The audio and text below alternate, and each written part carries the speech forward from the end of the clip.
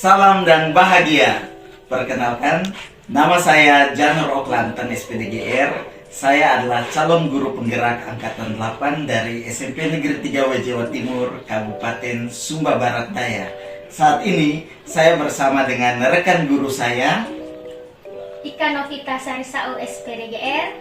Ya, saya bersama rekan guru saya akan melakukan tahapan pra-observasi. Selamat siang Ibu Ika. Selamat siang Pak Janur. Apa kabar hari ini Ibu Ika? Luar biasa. Luar biasa ya, tetap semangat dalam mendidik anak bangsa. Baik Ibu Ika, untuk hari ini sesuai jadwal yang sudah kita tentukan bersama, kita ada di dalam tahapan pra-observasi. Seperti yang sudah saya sampaikan sebelumnya, bahwa observasi kita terdiri dari 3 tahapan. Yang pertama pra-observasi, kemudian ada observasi, dan ada juga pasca observasi. Nah, untuk pra-observasi ini, tujuan dari kegiatan ini adalah untuk melihat sudah sejauh mana nih persiapan Ibu Ika dalam menyiapkan diri melakukan pembelajaran di kelas. Bisa kita mulai Ibu Ika? Bisa. Oke, baik. Jadi ada beberapa pertanyaan yang akan saya ajukan. Yang pertama, kira-kira tujuan pembelajaran untuk kegiatan mengajarnya Ibu Ika apa nanti ke depannya? Baik, terima kasih Bapak. Jadi ada 2 tujuan pembelajaran yang akan dicapai. Yang pertama, setelah melakukan pembelajaran, peserta didik dapat mengetahui bagian dari tubuh tumbuhan dengan tepat.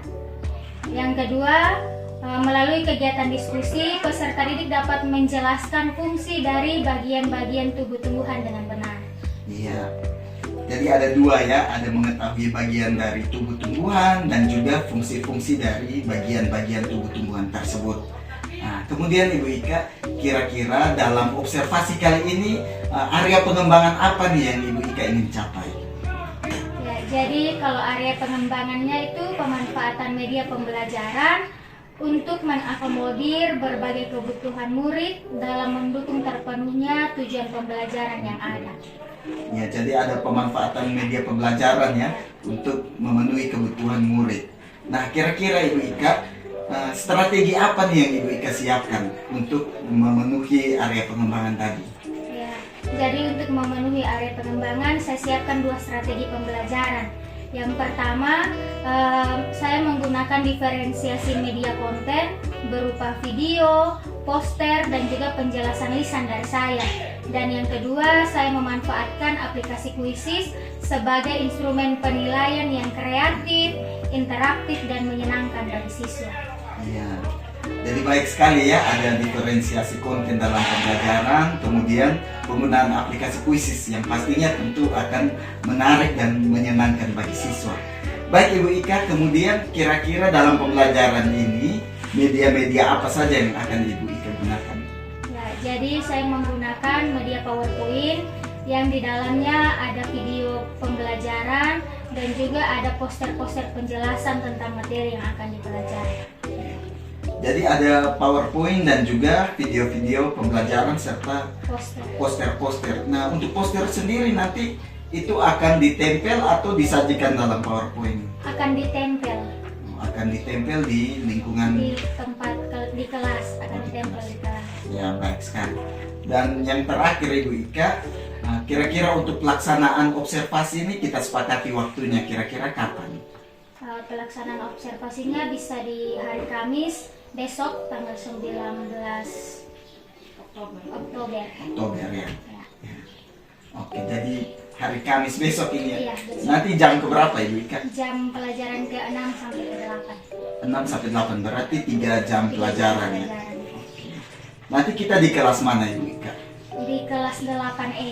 Oke, di kelas 8E ya. Ya, jadi baik Ibu Ika, terima kasih sudah mengikuti tahapan para observasi. Selamat mempersiapkan diri dengan baik agar bisa memberikan yang terbaik untuk anak-anak kita. Terima kasih dan selamat siang Ibu Ika. Selamat siang.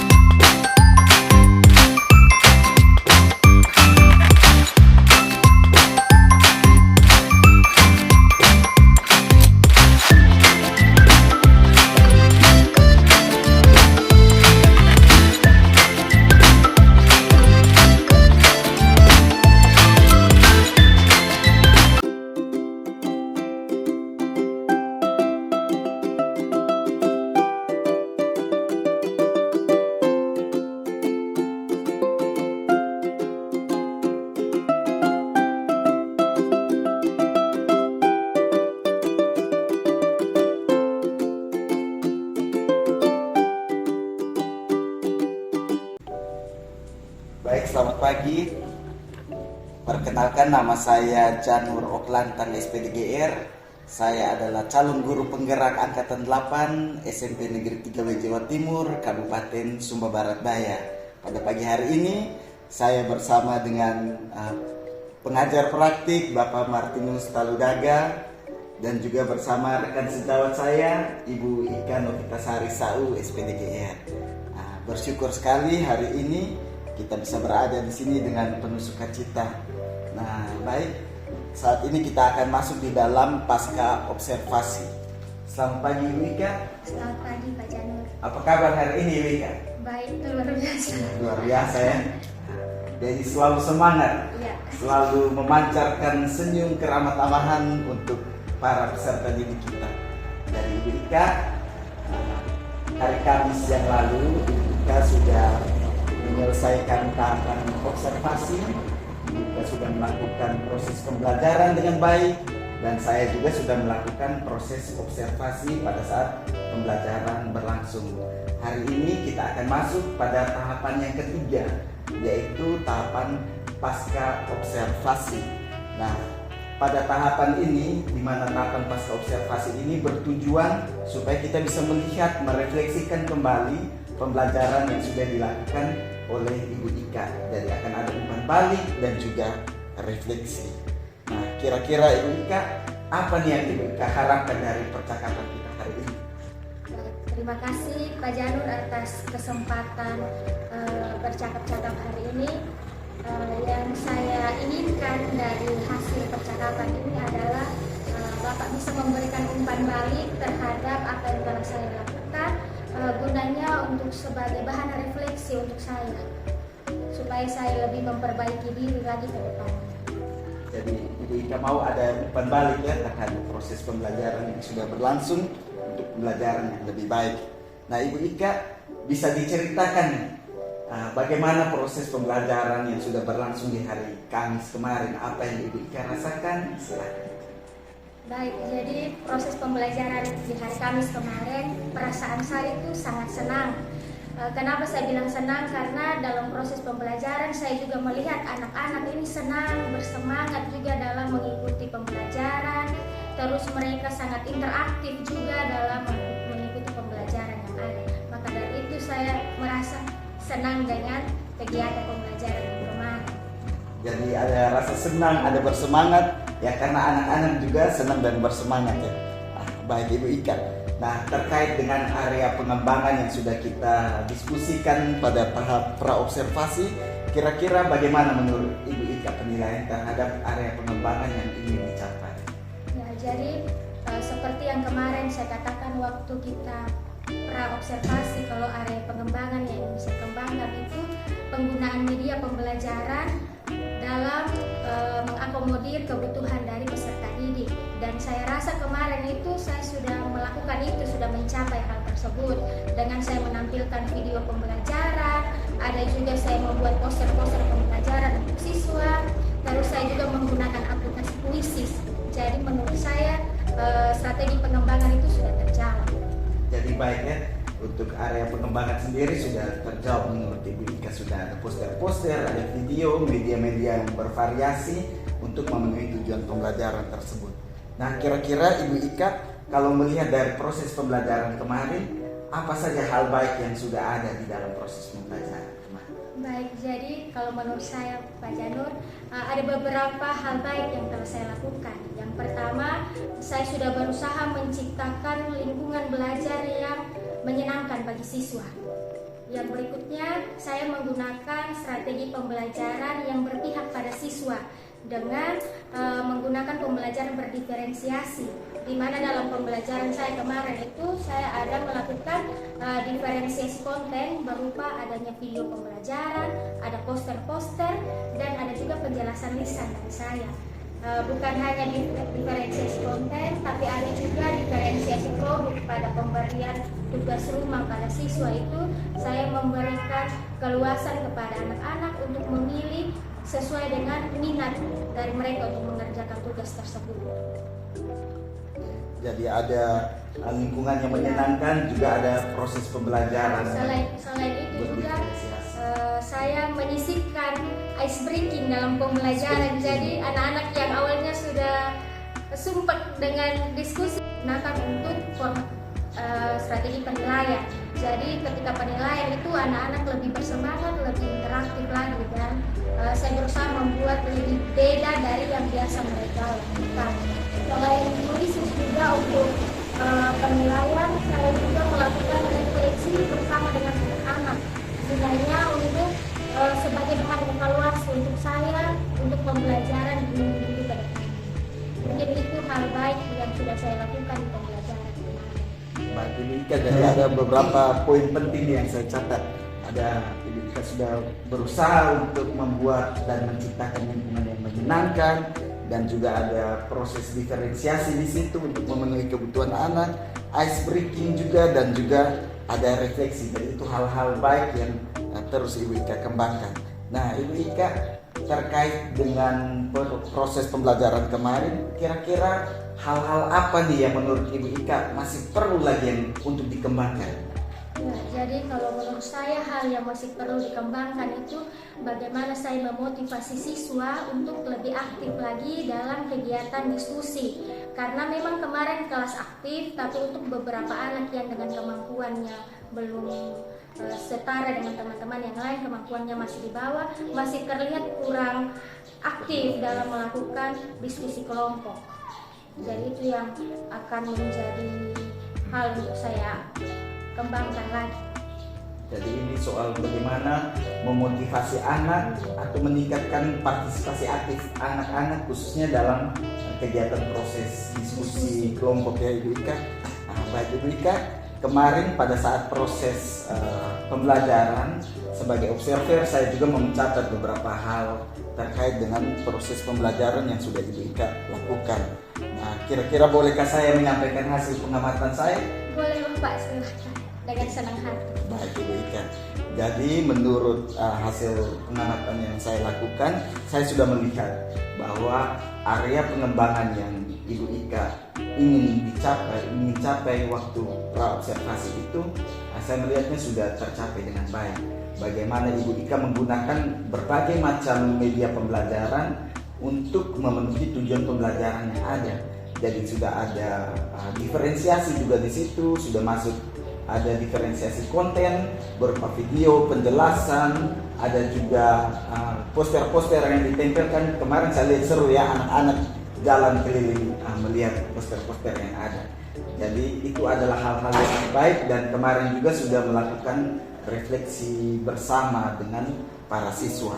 Nah, itu beberapa hal yang saya catat. Kira-kira bagaimana pendapat Ibu Ika mengenai hal tersebut? Baik, jadi saya berterima kasih karena Bapak sudah memberikan hasil pengamatan yang saya rasakan juga sangat sesuai dengan yang telah saya lakukan kemarin, dan hal ini menjadi suatu motivasi besar untuk saya supaya menjadi lebih baik lagi ke depan. Ibu Ika, jadi ini bagian dari motivasi ya. Nah Ibu Ika, kira-kira belajar dari pengalaman pembelajaran kemarin, kompetensi apa lagi yang Ibu Ika ingin kembangkan? Jadi saya ingin kembangkan kompetensi atau strategi dalam yang mereka bisa lebih aktif lagi dalam diskusi kelompok. Jadi lebih fokus di partisipasi anak-anak ya. Nah, kira-kira strategi apa yang akan Ibu Ika lakukan biar anak-anak itu lebih berpartisipasi aktif lagi? Ya, jadi strategi yang akan saya lakukan nanti, saya akan menggunakan model pembelajaran Number Head Together atau NHT, di mana dengan model pembelajaran ini anak-anak, masing-masing anak dalam kelompok itu diberikan tanggung jawab sendiri. Jadi waktu kita membagi kelompok, anak-anak sudah ada nomor kepala. Jadi misalnya kita membuat 5 soal diskusi dalam satu kelompok yang terdiri dari 5 anak. Masing-masing anak itu di kepalanya sudah ada nomor. Ini nomor 1, nomor 2, nomor 3, nomor 4, sampai nomor 5.